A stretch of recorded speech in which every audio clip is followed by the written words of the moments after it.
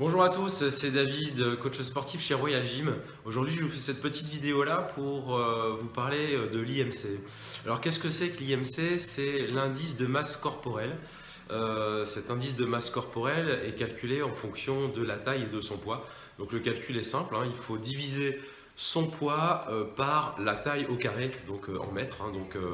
Je sais pas, je fais par exemple 75 kg, je mesure 1,70 m. Je fais donc 75 divisé par 1,70 au carré.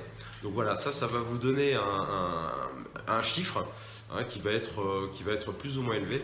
Et en fonction de ce chiffre-là, on va déterminer votre taux de masse graisseuse dans le corps. Donc qui va vous permettre de savoir si vous êtes en bonne santé ou pas. Par rapport à l'IMC, ce qu'il faut faire attention surtout, c'est que c'est pas vrai pour tout le monde. Un athlète en fait qui s'entraîne très régulièrement et qui fait du sport très régulièrement, notamment, aura un indice de masse corporelle, un IMC élevé, puisqu'en fait il aura un poids musculaire qui sera plus important que quelqu'un qui ne fait pas de sport pour la même taille.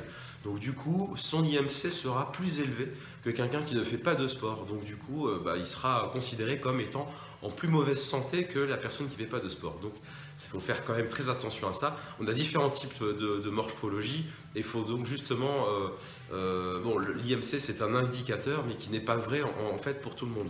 Alors on a des outils aujourd'hui qui nous permettent d'aller plus précisément, de connaître en fait ce chiffre plus précisément, notamment avec les balances à impédance mètre, hein, qui vont vous donner le poids de la masse musculaire, le taux de masse grasse viscérale, le taux de masse graisseuse donc, dans le corps en général, on a le taux d'hydratation, etc.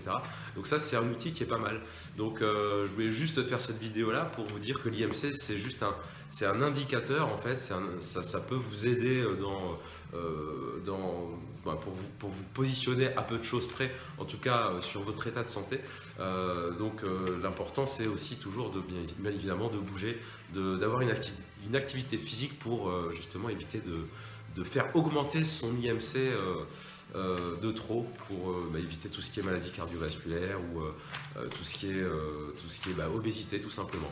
Voilà, je vous remercie, je vous trouve une prochaine fois pour une prochaine vidéo. Au revoir, à bientôt.